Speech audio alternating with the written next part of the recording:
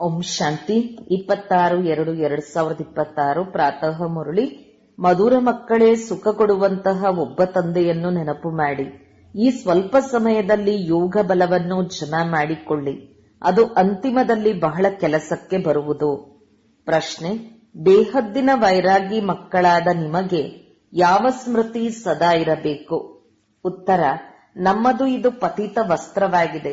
ಇದನ್ನು ಬಿಟ್ಟು ಮರಳಿ ಮನೆಗೆ ಹೋಗಬೇಕು. ಈ ಸ್ಮೃತಿ ಸದಾ ಇರಲಿ. ತಂದೆ ಮತ್ತು ಆಸ್ತಿಯ ನೆನಪಿರಲಿ, ಮತ್ತೇನೂ ನೆನಪಿಗೆ ಬರಬಾರದು. ಇದು ಬೇಹದ್ದಿನ ವೈರಾಗ್ಯವಾಗಿದೆ. ಕರ್ಮ ಮಾಡುತ್ತಾ ನೆನಪಿನಲ್ಲಿರುವ ಇಂತಹ ಪುರುಷಾರ್ಥ ಮಾಡಬೇಕು. ತಲೆಯ ಮೇಲಿರುವ ಎಲ್ಲಾ ಪಾಪಗಳ ಹೊರೆಯೂ ಇಳಿಯಲಿ. ಆತ್ಮವು ತಮೋ ಪ್ರಧಾನದಿಂದ ಸತೋ ಪ್ರಧಾನವಾಗಲಿ. ಓಂ ಶಾಂತಿ. ತಂದೆಯು ಮಕ್ಕಳಿಗೆ ಪ್ರತಿನಿತ್ಯವೂ ಬಹಳ ಸಹಜ ಮಾತುಗಳನ್ನು ತಿಳಿಸುತ್ತಾರೆ. ಇದು ಈಶ್ವರ್ಯ ಪಾಠಶಾಲೆಯಾಗಿದೆ. ಅವಶ್ಯಕವಾಗಿ ಗೀತೆಯಲ್ಲಿಯೂ ಸಹ ಹೇಳುತ್ತಾರೆ, ಭಗವಾನುವಾಚ. ಭಗವಂತ ತಂದೆಯು ಎಲ್ಲರಿಗೆ ಒಬ್ಬರೇ ಆಗಿದ್ದಾರೆ. ಎಲ್ಲರೂ ಭಗವಂತರಾಗಲು ಸಾಧ್ಯವಿಲ್ಲ. ಎಲ್ಲರೂ ಒಬ್ಬ ತಂದೆಯ ಮಕ್ಕಳಾಗುವರು ಅಂದಾಗ ಇದು ಖಂಡಿತ ಬುದ್ಧಿಯಲ್ಲಿ ಬರಬೇಕು. ತಂದೆಯು ಸ್ವರ್ಗ, ಹೊಸ ಪ್ರಪಂಚದ ಸ್ಥಾಪನೆ ಮಾಡುವವರಾಗಿದ್ದಾರೆ. ಆ ತಂದೆಯಿಂದ ನಮಗೆ ಸ್ವರ್ಗದ ಆಸ್ತಿಯು ಖಂಡಿತ ಸಿಕ್ಕಿರಬೇಕು. ಭಾರತದಲ್ಲಿಯೂ ಶಿವಜಯಂತಿಯ ಗಾಯನವಿದೆ. ಆದರೆ ಹೇಗೆ ಶಿವಜಯಂತಿ ಆಗುತ್ತದೆ ಎಂಬುದನ್ನು ತಂದೆಯೇ ಬಂದು ತಿಳಿಸುತ್ತಾರೆ. ತಂದೆಯು ಕಲ್ಪದ ಸಂಗಮ ಯುಗದಲ್ಲಿ ಬರುತ್ತಾರೆ, ಮಕ್ಕಳನ್ನು ಪುನಃ ಪತೀತರಿಂದ ಪಾವನರನ್ನಾಗಿ ಮಾಡಲು, ಅರ್ಥಾತ್ ಆಸ್ತಿಯನ್ನು ಕೊಡಲು. ಈ ಸಮಯದಲ್ಲಿ ಎಲ್ಲರಿಗೂ ರಾವಣನ ಶಾಪವಿದೆ. ಆದ್ದರಿಂದ ಎಲ್ಲರೂ ದುಃಖಿಯಾಗಿದ್ದಾರೆ. ಈಗ ಕಲಿಯುಗಿ ಹಳೆಯ ಪ್ರಪಂಚವಾಗಿದೆ. ಇದನ್ನು ಸದಾ ನೆನಪಿಟ್ಟುಕೊಳ್ಳಿ. ನಾವು ಬ್ರಹ್ಮಮುಖ ವಂಶಾವಳಿ ಬ್ರಾಹ್ಮಣರಾಗಿದ್ದೇವೆ. ಯಾರೆಲ್ಲ ತಮ್ಮನ್ನು ಬ್ರಹ್ಮ ಕುಮಾರ ಕುಮಾರಿಯರೆಂದು ತಿಳಿದುಕೊಳ್ಳುವರೋ ಅವರಿಗೆ ಇದನ್ನು ಖಂಡಿತ ತಿಳಿಸಬೇಕು. ಕಲ್ಪ ಕಲ್ಪವೂ ನಾವು ತಾತನಿಂದ ಬ್ರಹ್ಮಾರವರ ಮೂಲಕ ಆಸ್ತಿಯನ್ನು ಪಡೆಯುತ್ತೇವೆ. ಇಷ್ಟೊಂದು ಮಂದಿ ಮಕ್ಕಳು ಮತ್ಯಾರಿಗೂ ಇರಲು ಸಾಧ್ಯವಿಲ್ಲ. ಇವರು ಎಲ್ಲರ ತಂದೆಯಾಗಿದ್ದಾರೆ. ಬ್ರಹ್ಮಾರವರು ಸಹ ಅವರ ಮಗನಾಗಿದ್ದಾರೆ. ಎಲ್ಲ ಮಕ್ಕಳಿಗೆ ಆಸ್ತಿಯು ಅವರಿಂದ ಸಿಗುತ್ತದೆ. ಸತ್ಯಯುಗದ ರಾಜಧಾನಿಯೇ ಅವರ ಆಸ್ತಿಯಾಗಿದೆ. ಈ ಬೇಹದ್ದಿನ ತಂದೆಯು ಸ್ವರ್ಗದ ರಚಯಿತನಾಗಿದ್ದಾರೆ ಅಂದ ಮೇಲೆ ಅವಶ್ಯಕವಾಗಿ ನಮಗೆ ಸ್ವರ್ಗದ ರಾಜ್ಯ ಭಾಗ್ಯ ಇರಬೇಕು. ಆದರೆ ಇದನ್ನು ಮರೆತು ಬಿಟ್ಟಿದ್ದಾರೆ. ನಮಗೆ ಸ್ವರ್ಗದ ರಾಜ್ಯ ಭಾಗ್ಯವಿತ್ತು. ಆದರೆ ನಿರಾಕಾರ ತಂದೆಯು ಹೇಗೆ ಕೊಡುತ್ತಾರೆ? ಅವಶ್ಯಕವಾಗಿ ಅವರು ಬ್ರಹ್ಮಾರವರ ಮೂಲಕವೇ ಕೊಡುತ್ತಾರೆ. ಭಾರತದಲ್ಲಿ ಇವರ ರಾಜ್ಯವಿತ್ತು. ಈಗ ಕಲ್ಪದ ಸಂಗಮ ಯುಗವಾಗಿದೆ. ಸಂಗಮದಲ್ಲಿ ಬ್ರಹ್ಮ ಇದ್ದಾರೆ. ಆದ್ದರಿಂದಲೇ ಬ್ರಹ್ಮ ಕುಮಾರ ಕುಮಾರಿಯರೆಂದು ಕರೆಸಿಕೊಳ್ಳುತ್ತೀರಿ. ಇದರಲ್ಲಿ ಯಾವುದೇ ಅಂಧಶ್ರದ್ಧೆಯ ಮಾತಿಲ್ಲ. ಇದು ತಂದೆಯ ರಚನೆಯಾಗಿದೆ. ನಾವು ಬ್ರಹ್ಮ ಕುಮಾರ ಕುಮಾರಿಯರಾಗಿದ್ದೇವೆ. ಬ್ರಹ್ಮಾರವರು ಶಿವತಂದೆಯ ಮಗನಾಗಿದ್ದಾರೆ. ನಮಗೆ ಶಿವತಂದೆಯಿಂದ ಪುನಃ ಸ್ವರ್ಗದ ಆಸ್ತಿಯು ಸಿಗುತ್ತದೆ.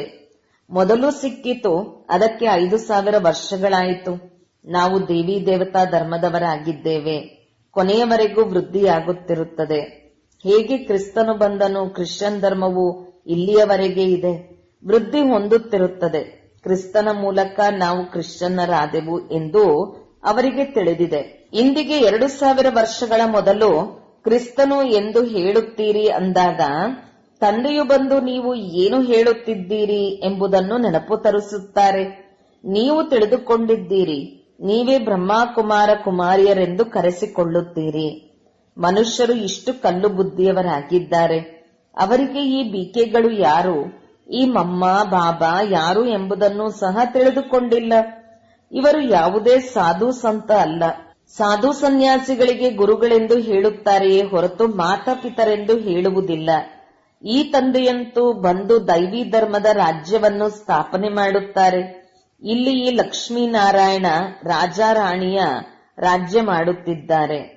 ಮೊದಲು ಪವಿತ್ರರಾಗಿದ್ದರು, ನಂತರ ಅಪವಿತ್ರರಾಗುತ್ತಾರೆ. ಯಾರು ಪೂಜ್ಯರಾಗಿದ್ದರೋ ಅವರು ಮತ್ತೆ 84 ಜನ್ಮಗಳನ್ನು ಪಡೆದುಕೊಳ್ಳುತ್ತಾರೆ. ಮೊದಲು ಬೇಹದ್ದಿನ ತಂದೆಯ 21 ಜನ್ಮಗಳ ಸುಖದ ಆಸ್ತಿಯು ಸಿಗುತ್ತದೆ. ಯಾರು 21 ಕುಲದ ಉದ್ಧಾರ ಮಾಡುವರೋ ಅವರು ಕುಮಾರಿಯಾಗಿದ್ದಾರೆ. ಇದು ನಿಮ್ಮ ಗಾಯನವಾಗಿದೆ. ನೀವು ಕುಮಾರಿಯರಾಗಿದ್ದೀರಿ, ಗೃಹಸ್ಥಿಗಳಲ್ಲ. ಬಲೆ ದೊಡ್ಡವರಾಗಿದ್ದೀರಿ, ಆದರೆ ಮರುಜೀವಿಗಳಾಗಿ ಎಲ್ಲರೂ ತಂದೆಯ ಮಕ್ಕಳಾಗಿದ್ದೀರಿ. ಪ್ರಜಾಪಿತ ಬ್ರಹ್ಮನಿಗೆ ಅನೇಕ ಮಕ್ಕಳಿದ್ದಾರೆ, ಇನ್ನೂ ವೃದ್ಧಿ ಹೊಂದುತ್ತಿರುತ್ತಾರೆ. ನಂತರ ಇವರೆಲ್ಲರೂ ದೇವತೆಗಳಾಗುತ್ತಾರೆ. ಇದು ಶಿವತಂದೆಯ ಯಜ್ಞವಾಗಿದೆ. ಇದಕ್ಕೆ ರಾಜಸ್ವ ಯಜ್ಞ, ಸ್ವರಾಜ್ಯ ಪಡೆಯುವ ಯಜ್ಞವೆಂದು ಹೇಳಲಾಗುತ್ತದೆ. ಆತ್ಮರಿಗೆ ತಂದೆಯಿಂದ ಸ್ವರ್ಗದ ರಾಜ್ಯದ ಆಸ್ತಿಯೂ ಸಿಗುತ್ತದೆ. ಈ ರಾಜಸ್ವ ಅಶ್ವಮೇಧ ಜ್ಞಾನ ಯಜ್ಞದಲ್ಲಿ ಏನು ಮಾಡಬೇಕು? ಶರೀರ ಸಹಿತವಾಗಿ ಏನೆಲ್ಲವೂ ಇದೆಯೋ ಅದನ್ನು ಬಲಿಹಾರಿ ಮಾಡಬೇಕು ಅಥವಾ ಸ್ವಾಹ ಮಾಡಬೇಕು. ಈ ಯಜ್ಞದಿಂದಂತೂ ನೀವು ರಾಜ್ಯವನ್ನು ಪಡೆಯುತ್ತೀರಿ. ತಂದೆಯು ನೆನಪು ತರಿಸುತ್ತಾರೆ. ಭಕ್ತಿ ಮಾರ್ಗದಲ್ಲಿ ನೀವು ಹಾಡುತ್ತಿದ್ದೀರಿ, ಹೇ ತಂದೆಯೇ, ತಾವು ಬಂದರೆ ನಾವು ಬಲಿಹಾರಿಯಾಗುತ್ತೇವೆ. ನೀವೀಗ ನಮ್ಮನ್ನು ಬ್ರಹ್ಮಕುಮಾರಿಯರೆಂದು ತಿಳಿದುಕೊಳ್ಳುತ್ತೀರಿ. ಬಲೆ ಬಂದರೆ ನಾವು ಬಲಿಹಾರಿಯಾಗುತ್ತೇವೆ. ನೀವೀಗ ಬ್ರಹ್ಮಕುಮಾರಿಯರೆಂದು ತಿಳಿದುಕೊಳ್ಳುತ್ತೀರಿ. ಬಲೆ ತಮ್ಮ ಗೃಹಸ್ಥ ವ್ಯವಹಾರದಲ್ಲಿಯೇ ಇರಿ, ಆದರೆ ಕಮಲ ಪುಷ್ಪ ಸಮಾನ ಪಾವನರಾಗಬೇಕು. ತಮ್ಮನ್ನು ಆತ್ಮನೆಂದು ತಿಳಿಯಿರಿ. ನಾವು ತಂದೆಯ ಮಕ್ಕಳಾಗಿದ್ದೇವೆ. ನೀವಾತ್ಮರು ಪ್ರಿಯತಮೆಯರಾಗಿದ್ದೀರಿ. ತಂದೆಯು ತಿಳಿಸುತ್ತಾರೆ, ನಾನೊಬ್ಬನೇ ಪ್ರಿಯತಮನಾಗಿದ್ದೇನೆ. ಪ್ರಿಯತಮನಾದ ನನ್ನನ್ನು ನೀವು ಕರೆಯುತ್ತಾ ಇರುತ್ತೀರಿ. ನೀವು ಅರ್ಧ ಕಲ್ಪದ ಪ್ರಿಯತಮೆಯರಾಗಿದ್ದೀರಿ. ತಂದೆಗೆ ಪರಮಪಿತ ಪರಮಾತ್ಮನೆಂದು ಕರೆಯಲಾಗುತ್ತದೆ. ಅವರು ನಿರಾಕಾರನಾಗಿದ್ದಾರೆ.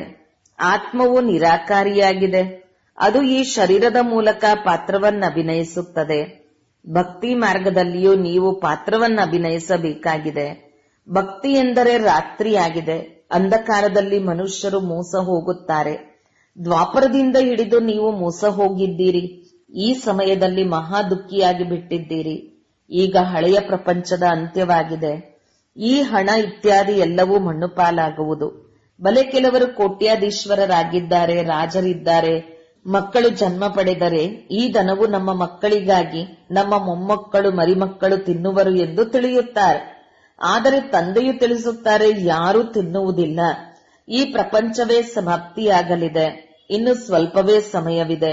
ಬಹಳಷ್ಟು ವಿಘ್ನಗಳು ಬರುತ್ತವೆ. ಪರಸ್ಪರ ಹೊಡೆದಾಡುತ್ತಾರೆ. ಅಂತಿಮದಲ್ಲಿ ಈ ರೀತಿ ಹೊಡೆದಾಡುತ್ತಾರೆ. ರಕ್ತದ ನದಿಗಳು ಹರಿಯುತ್ತವೆ. ನಿಮಗಂತೂ ಯಾರೆಂದಿಗೂ ಯುದ್ಧವಿಲ್ಲ. ನೀವು ಯೋಗ ಬಲದಲ್ಲಿರುತ್ತೀರಿ. ನೀವು ನೆನಪಿನಲ್ಲಿರುತ್ತೀರೆಂದರೆ ಯಾರೇ ನಿಮ್ಮ ಸಮ್ಮುಖದಲ್ಲಿ ಕೆಟ್ಟ ವಿಚಾರದಿಂದ ಬಂದರೂ ಸಹ ಅವರಿಗೆ ಭಯಂಕರ ಸಾಕ್ಷಾತ್ಕಾರವಾಗಿ ಬಿಡುವುದು ಮತ್ತು ಕೂಡಲೇ ಓಡಿ ಹೋಗುವರು. ನೀವು ಶಿವತಂದೆಯನ್ನು ನೆನಪು ಮಾಡುತ್ತೀರಿ ಮತ್ತು ಅವರು ಓಡಿ ಹೋಗುತ್ತಾರೆ. ಯಾರು ಪಕ್ಕ ಮಕ್ಕಳಿದ್ದಾರೆಯೋ ಅವರು ಒಬ್ಬ ಶಿವತಂದೆಯ ವಿನಃ ನನ್ನವರು ಬೇರೆ ಯಾರು ಇಲ್ಲವೆಂಬ ಪುರುಷಾರ್ಥದಲ್ಲಿರುತ್ತಾರೆ. ತಂದೆಯು ತಿಳಿಸುತ್ತಾರೆ, ಕೈ ಕೆಲಸ ಮಾಡಲಿ, ಬುದ್ಧಿಯು ತಂದೆಯನ್ನು ನೆನಪು ಮಾಡುತ್ತಿರಲಿ. ಮನೆ ಮಕ್ಕಳನ್ನು ಸಂಭಾಲನೆ ಮಾಡಬೇಕು. ಆದರೆ ನೀವಾತ್ಮರು ತಂದೆಯನ್ನು ನೆನಪು ಮಾಡಿರಿ, ಆಗ ಪಾಪಗಳ ಹೊರೆಯು ಇಳಿಯುವುದು. ಕೇವಲ ನೀವು ನನ್ನನ್ನು ನೆನಪು ಮಾಡಿದರೆ ನೀವು ತಮೋಪ್ರಧಾನರಿಂದ ಸತೋಪ್ರಧಾನರಾಗಿ ಬಿಡುತ್ತೀರಿ. ಆದರೆ ನಂಬರ್ವಾರ್ ಪುರುಷಾರ್ಥದ ಅನುಸಾರ ನಂತರ ನೀವೆಲ್ಲರೂ ಈ ಶರೀರವನ್ನು ಬಿಡುತ್ತೀರಿ. ತಂದೆಯು ಎಲ್ಲ ಆತ್ಮರನ್ನು ಸೊಳ್ಳೆಗಳೋಪಾದಿಯಲ್ಲಿ ಕರೆದುಕೊಂಡು ಹೋಗುತ್ತಾರೆ. ಉಳಿದಂತೆ ಇಡೀ ಪ್ರಪಂಚವು ಶಿಕ್ಷೆಗಳನ್ನು ಅನುಭವಿಸುವುದು. ಭಾರತದಲ್ಲಿ ಕೆಲವರು ಮಾತ್ರವೇ ಉಳಿಯುತ್ತಾರೆ. ಅದಕ್ಕಾಗಿಯೇ ಈ ಮಹಾಭಾರತ ಯುದ್ಧವಿದೆ. ಇಲ್ಲಂತೂ ಬಹಳ ವೃದ್ಧಿಯಾಗುವುದು.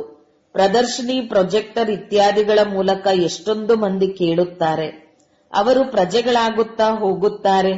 ರಾಜನಂತೂ ಒಬ್ಬರೇ ಇರುತ್ತಾರೆ, ಉಳಿದೆಲ್ಲರೂ ಪ್ರಜೆಗಳಿರುತ್ತಾರೆ. ಮಂತ್ರಿಯೂ ಸಹ ಪ್ರಜೆಗಳ ಸಾಲಿನಲ್ಲಿ ಬರುತ್ತಾರೆ. ಅನೇಕರು ಪ್ರಜೆಗಳಾಗುತ್ತಾರೆ. ಒಬ್ಬ ರಾಜನಿಗೆ ಲಕ್ಷಾಂತರ ಮಂದಿ ಪ್ರಜೆಗಳಿರುತ್ತಾರೆ. ಅಂದ ಮೇಲೆ ರಾಜ ರಾಣಿಯಾಗಲು ಪರಿಶ್ರಮ ಪಡಬೇಕಲ್ಲವೇ? ತಂದೆಯು ತಿಳಿಸುತ್ತಾರೆ, ಮಕ್ಕಳು ಎಲ್ಲವನ್ನೂ ಮಾಡುತ್ತಾ ನಿರಂತರ ನೆನಪನ್ನು ಮಾಡಿ. ಹೇಗೆ ಪ್ರಿಯತಮ ಪ್ರಿಯತಮೆಯರಿರುತ್ತಾರೆ, ಅವರಿಗೆ ಎಷ್ಟೊಂದು ದೈಹಿಕ ಪ್ರೀತಿ ಇರುತ್ತದೆ. ನೀವು ಮಕ್ಕಳು ಈ ಸಮಯದ ಪ್ರಿಯತಮೆಯರಾಗಿದ್ದೀರಿ. ನಿಮ್ಮ ಪ್ರಿಯತಮನು ಬಂದಿದ್ದಾರೆ, ನಿಮಗೆ ಓದಿಸುತ್ತಿದ್ದಾರೆ. ಓದುತ್ತಾ ಓದುತ್ತಾ ನೀವು ದೇವತೆಗಳಾಗಿ ಬಿಡುತ್ತೀರಿ. ನೆನಪಿನಿಂದ ವಿಕರ್ಮಗಳು ವಿನಾಶವಾಗುತ್ತದೆ ಮತ್ತು ನೀವು ಸದಾ ನಿರೋಗಿಗಳಾಗಿ ಬಿಡುತ್ತೀರಿ. ಮತ್ತೆ 84 ಜನ್ಮಗಳ ಚಕ್ರವನ್ನು ನೆನಪು ಮಾಡಬೇಕು.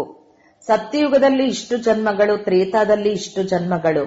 ನಾವು ದೇವಿ ದೇವತಾ ಧರ್ಮದವರು ಪೂರ್ಣ 84 ಜನ್ಮಗಳ ಚಕ್ರವನ್ನು ಸುತ್ತಿದ್ದೇವೆ. ಮುಂದೆ ಹೋದಂತೆ ನೀವು ಮಕ್ಕಳು ವೃದ್ಧಿ ಹೊಂದುತ್ತೀರಿ. ನಿಮ್ಮ ಸೇವಾ ಕೇಂದ್ರಗಳು ಸಾವಿರಾರು ಅಂದಾಜಿನಲ್ಲಿ ಸ್ಥಾಪನೆಯಾಗುತ್ತವೆ. ಗಲ್ಲಿ ಗಲ್ಲಿಯಲ್ಲಿ ತಿಳಿಸುತ್ತಾ ಇರುತ್ತಾರೆ, ಕೇವಲ ತಂದೆ ಮತ್ತು ಆಸ್ತಿಯನ್ನು ನೆನಪು ಮಾಡಿ. ಈಗ ಮನೆಗೆ ಹಿಂತಿರುಗಿ ನಡೆಯಿರಿ. ಇದಂತೂ ಚೀಚಿ ವಸ್ತ್ರವಾಗಿದೆ. ಇದು ಬೇಹದ್ದಿನ ವೈರಾಗ್ಯವಾಗಿದೆ. ಸನ್ಯಾಸಿಗಳಂತೂ ಕೇವಲ ಸೀಮಿತವಾದ ಮನೆ ಮಠವನ್ನು ಬಿಟ್ಟು ಬಿಡುತ್ತಾರೆ.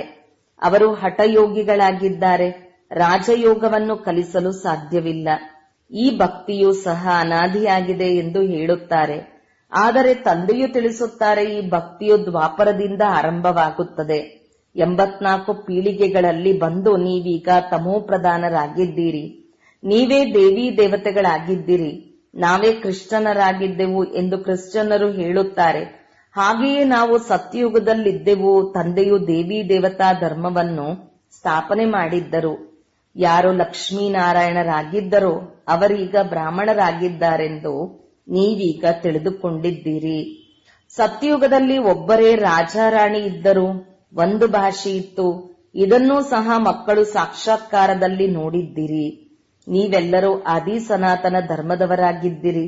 ನೀವೇ 84 ಜನ್ಮಗಳನ್ನು ಪಡೆದುಕೊಳ್ಳುತ್ತೀರಿ. ಆತ್ಮವು ನಿರ್ಲೇಪವಾಗಿದೆ ಹಾಗೂ ಈಶ್ವರನು ಸರ್ವವ್ಯಾಪಿಯಾಗಿದ್ದಾರೆಂದು ಅವರು ಹೇಳುತ್ತಾರೆ. ಆದರೆ ಇದು ತಪ್ಪಾಗಿದೆ. ಎಲ್ಲರಲ್ಲಿ ಆತ್ಮವಿದೆ ಅಂದ ಮೇಲೆ ನಮ್ಮಲ್ಲಿ ಪರಮಾತ್ಮನಿದ್ದಾರೆಂದು ಹೇಗೆ ಹೇಳುತ್ತೀರಿ? ಆ ರೀತಿ ಇದ್ದಿದ್ದೇ ಆದರೆ ಎಲ್ಲರೂ ತಂದೆಯಾಗಿ ಬಿಡುವರು. ಮನುಷ್ಯರು ಎಷ್ಟೊಂದು ತಮೋಪ್ರಧಾನ ಆಗಿಬಿಟ್ಟಿದ್ದಾರೆ. ಮೊದಲು ಏನು ಕೇಳುತ್ತಿದ್ದರೋ ಅದನ್ನೇ ನಂಬಿಬಿಡುತ್ತಿದ್ದಿರಿ. ಈಗ ತಂದೆಯು ಬಂದು ಸತ್ಯವನ್ನು ತಿಳಿಸುತ್ತಾರೆ. ನಿಮಗೆ ಜ್ಞಾನದ 3ನೇ ನೇತ್ರವನ್ನು ಕೊಡುತ್ತಾರೆ. ಇದರಿಂದ ನೀವು ಸೃಷ್ಟಿಯ ಆದಿ ಮಧ್ಯ ಅಂತ್ಯವನ್ನು ತಿಳಿದುಕೊಂಡಿದ್ದೀರಿ. ಅಮರ ಕಥೆಯು ಇದಾಗಿದೆ. ಬಾಕಿ ಸೂಕ್ಷ್ಮವತನದಲ್ಲಿ ಕತೆ ಇತ್ಯಾದಿಗಳಿಲ್ಲ. ಇದೆಲ್ಲವೂ ಭಕ್ತಿ ಮಾರ್ಗದ ಮಾತುಗಳಾಗಿವೆ. ನೀವು ಅಮರರಾಗುವುದಕ್ಕೆ ಅಮರ ಕಥೆಯನ್ನು ಕೇಳುತ್ತಿದ್ದೀರಿ. ಅಲ್ಲಿ ನೀವು ಖುಷಿಯಿಂದ ಒಂದು ಶರೀರವನ್ನು ಬಿಟ್ಟು ಇನ್ನೊಂದನ್ನು ಪಡೆದುಕೊಳ್ಳುತ್ತೀರಿ. ಇಲ್ಲಂತೂ ಯಾರಾದರೂ ಸತ್ತರೆ ಅಳುತ್ತಾರೆ, ಚೀರಾಡುತ್ತಾರೆ. ಸತ್ಯಯುಗದಲ್ಲಿ ಕಾಯಿಲೆ ಇತ್ಯಾದಿಗಳು ಇರುವುದಿಲ್ಲ. ಸದಾ ಆರೋಗ್ಯವಂತರಾಗಿರುತ್ತಾರೆ. ದೀರ್ಘಾಯಸ್ಸು ಇರುತ್ತದೆ. ಅಲ್ಲಿ ಪತೀತತನವೇ ಇರುವುದಿಲ್ಲ. ಈಗ ಇದನ್ನು ಪಕ್ಕಾ ಮಾಡಿಕೊಳ್ಳಿ. ನಾವು 84 ಜನ್ಮಗಳ ಚಕ್ರವನ್ನು ಪೂರ್ಣ ಮಾಡಿದ್ದೇವೆ. ಈಗ ನಮ್ಮನ್ನು ಕರೆದುಕೊಂಡು ಹೋಗಲು ತಂದೆಯು ಬಂದಿದ್ದಾರೆ. ಪಾವನರಾಗುವ ಯುಕ್ತಿಗಳನ್ನು ನಿಮಗೆ ತಿಳಿಸುತ್ತಾರೆ. ಮಕ್ಕಳೇ, ಕೇವಲ ತಂದೆಯಾದ ನನ್ನನ್ನು ಮತ್ತು ಆಸ್ತಿಯನ್ನು ನೆನಪು ಮಾಡಿ. ಸತ್ಯಯುಗದಲ್ಲಿ 16 ಕಲಾ ಸಂಪೂರ್ಣರು. ನಂತರ ಕಲೆಗಳು ಕಡಿಮೆಯಾಗತೊಡಗುತ್ತವೆ. ಈಗ ನಿಮ್ಮಲ್ಲಿ ಯಾವುದೇ ಕಲೆಯಿಲ್ಲ. ತಂದೆಯೇ ದುಃಖದಿಂದ ಬಿಡಿಸಿ ಸುಖದಲ್ಲಿ ಕರೆದುಕೊಂಡು ಹೋಗುತ್ತಾರೆ. ಆದ್ದರಿಂದ ಮುಕ್ತಿದಾತನೆಂದು ಹೇಳಲಾಗುತ್ತದೆ. ಎಲ್ಲರನ್ನೂ ತಮ್ಮ ಜೊತೆ ಕರೆದುಕೊಂಡು ಹೋಗುತ್ತಾರೆ. ನಿಮ್ಮ ಗುರುಗಳು ನಿಮ್ಮನ್ನು ಜೊತೆ ಕರೆದುಕೊಂಡು ಹೋಗುವರೇ? ಆ ಗುರುಗಳಂತೂ ಹೊರಟು ಹೋದರೆ ಅವರ ಶಿಷ್ಯರು ಅವರ ಸ್ಥಾನದಲ್ಲಿ ಕುಳಿತುಕೊಳ್ಳುತ್ತಾರೆ. ಮತ್ತೆ ಶಿಷ್ಯರಲ್ಲಿ ಬಹಳ ಗಡಿಬಿಡಿಯಾಗುತ್ತದೆ. ಸ್ಥಾನಕ್ಕಾಗಿ ಪರಸ್ಪರ ಹೊಡೆದಾಡುತ್ತಾರೆ. ತಂದೆಯು ತಿಳಿಸುತ್ತಾರೆ, ನಾನು ನೀವಾತ್ಮರನ್ನು ಜೊತೆ ಕರೆದುಕೊಂಡು ಹೋಗುತ್ತೇನೆ. ನೀವು ಸಂಪೂರ್ಣರಾಗದಿದ್ದರೆ ಶಿಕ್ಷೆಯನ್ನು ಅನುಭವಿಸುವಿರಿ ಮತ್ತು ಪದವಿ ಭ್ರಷ್ಟರಾಗುವುದು. ಇಲ್ಲಿ ರಾಜಧಾನಿಯು ಸ್ಥಾಪನೆಯಾಗುತ್ತಿದೆ. ಒಳ್ಳೆಯದು. ಮಧುರಾತಿ ಮಧುರ ಅಗಲಿ ಹೋಗಿ ಮರಳಿ ಸಿಕ್ಕಿರುವ ಮಕ್ಕಳ ಪ್ರತಿ ಮಾತಪಿತಾ ಬಾಪ್ ದಾದಾರವರ ನೆನಪು, ಪ್ರೀತಿ ಹಾಗೂ ಸುಪ್ರಭಾತ. ಆತ್ಮೀಯ ಮಕ್ಕಳಿಗೆ ಆತ್ಮೀಯ ತಂದೆಯ ನಮಸ್ತೆ. ಧಾರಣೆಗಾಗಿ ಮುಖ್ಯ ಸಾರ. 1. ನೆನಪಿನ ಇಂತಹ ಅಭ್ಯಾಸ ಮಾಡಬೇಕೋ, ಕೆಟ್ಟ ವಿಚಾರದವರು ಮುಂದೆ ಬರುತ್ತಿದ್ದಂತೆಯೇ ಅವರು ಪರಿವರ್ತನೆಯಾಗಿ ಬಿಡಲಿ. ನನ್ನವರು ಒಬ್ಬ ಶಿವ ತಂದೆಯ ವಿನಃ ಯಾರೂ ಇಲ್ಲ. ಈ ಪುರುಷಾರ್ಥದಲ್ಲಿ ಇರಬೇಕು. 2. ಸ್ವರಾಜ್ಯವನ್ನು ಪಡೆಯುವುದಕ್ಕಾಗಿ ಶರೀರ ಸಹಿತ ಏನೆಲ್ಲವೂ ಇದೆಯೋ ಅದೆಲ್ಲವನ್ನು ಬಲಿಹಾರಿ ಮಾಡಬೇಕು. ಯಾವಾಗ ಈ ರುದ್ರಯಜ್ಞದಲ್ಲಿ ಎಲ್ಲವನ್ನೂ ಸ್ವಾಹ ಮಾಡುವಿರೋ ಆಗ ರಾಜ್ಯ ಪದವಿಯೂ ಸಿಗುವುದು. ವರದಾನ: ಸಹನಾ ಶಕ್ತಿಯ ವಿಶೇಷತೆಯ ಮೂಲಕ ಅನ್ಯರ ಸಂಸ್ಕಾರಗಳನ್ನು ಪರಿವರ್ತನೆ ಮಾಡುವಂತಹ ದೃಢ ಸಂಕಲ್ಪಧಾರಿ ಭವ. ಹೇಗೆ ಬ್ರಹ್ಮ ತಂದೆಯು ಜ್ಞಾನಿ ಹಾಗೂ ಅಜ್ಞಾನಿ ಆತ್ಮರ ಮೂಲಕ ಆಗಿರುವ ಟೀಕೆಯನ್ನು ಸಹನೆ ಮಾಡುತ್ತಾ ಅದನ್ನು ಪರಿವರ್ತನೆ ಮಾಡಿಬಿಟ್ಟರು. ಹಾಗಾದರೆ ಫಾಲೋ ಫಾದರ್ ಮಾಡಿರಿ. ಇದಕ್ಕಾಗಿ ಕೇವಲ ತಮ್ಮ ಸಂಕಲ್ಪಗಳಲ್ಲಿ ದೃಢತೆಯನ್ನು ಧಾರಣೆ ಮಾಡಿಕೊಳ್ಳಿರಿ. ಇದು ಎಲ್ಲಿಯವರೆಗೆ ಆಗುತ್ತದೆ ಎಂದು ಯೋಚಿಸಬಾರದು. ಕೇವಲ ಮೊದಲು ಸ್ವಲ್ಪ ಹೇಗಾಗುವುದೋ, ಎಲ್ಲಿಯವರೆಗೂ ಸಹನೆ ಮಾಡುತ್ತೇವೆಯೋ ಎಂದೆನಿಸುತ್ತದೆ. ಆದರೆ ಒಂದು ವೇಳೆ ತಮಗಾಗಿ ಯಾರೇನಾದರೂ ಮಾತನಾಡುತ್ತಾರೆ ಎಂದರೂ ಸಹ ತಾವು ಶಾಂತವಾಗಿರಿ. ಸಹನೆ ಮಾಡಿಕೊಳ್ಳುತ್ತೀರೆಂದರೆ ಅವರು ಸಹ ಬದಲಾಗಿ ಬಿಡುವರು. ಇದರಲ್ಲಿ ಕೇವಲ ಹೃದಯ ವಿದೀರ್ಣರು ಆಗಬಾರದು. ಸ್ಲೋಗನ್: ಸಂಗಮದಲ್ಲಿ ಸಹನೆ ಮಾಡುವುದು, ಬಾಗುವುದು, ಇದೇ ಅತಿ ಶ್ರೇಷ್ಠವಾದ ಮಹಾನತೆ ಆಗಿದೆ. ಅವ್ಯಕ್ತ ಸೂಚನೆ: ಏಕತೆ ಮತ್ತು ವಿಶ್ವಾಸದ ಗುಣಲಕ್ಷಣಗಳ ಮೂಲಕ ಸಫಲತಾ ಸಂಪನ್ನರು ಆಗಿರಿ. ಬಾಬ್ದಾದರವರು ಬಯಸುತ್ತಾರೆ ಮಕ್ಕಳಲ್ಲಿ ಮೊದಲು ಜೊತೆಗಾರರಲ್ಲಿ, ಸೇವೆಯಲ್ಲಿ, ವಾಯುಮಂಡಲದಲ್ಲಿ ಏಕತೆ ಇರಲಿ. ನಂತರ ಒಂದೇ ಬಲ, ಒಂದೇ ಭರವಸೆ, ಏಕಮತರಾಗಿ ಆಗ ಸೇವೆಯಲ್ಲಿ ಸಫಲತೆ ಸಿಗುತ್ತದೆ. ಹೇಗೆ ತೆಂಗಿನಕಾಯಿಯನ್ನು ಒಡೆದು ರಿಬನ್ ಕಟ್ ಮಾಡಿ ಉದ್ಘಾಟನೆ ಮಾಡುತ್ತೀರಿ, ಹಾಗೆಯೇ ಏಕಮತ, ಒಂದೇ ಬಲ, ಒಂದೇ ಭರವಸೆ ಮತ್ತು ಏಕತೆಯ ರಿಬ್ಬನ್ ಕಟ್ ಮಾಡಿ ಮತ್ತು ನಂತರ ಸರ್ವರ ಸಂತುಷ್ಟತೆ, ಪ್ರಸನ್ನತೆಯ ತೆಂಗಿನಕಾಯಿಯನ್ನು ಒಡೆಯಿರಿ. ಈ ನೀರು ಧರಣಿಯಲ್ಲಿ ಹಾಕಿ ನಂತರ ನೋಡಿ ಸಫಲತೆ ಎಷ್ಟಾಗುತ್ತದೆ ಎಂದು. ಓಂ ಶಾಂತಿ.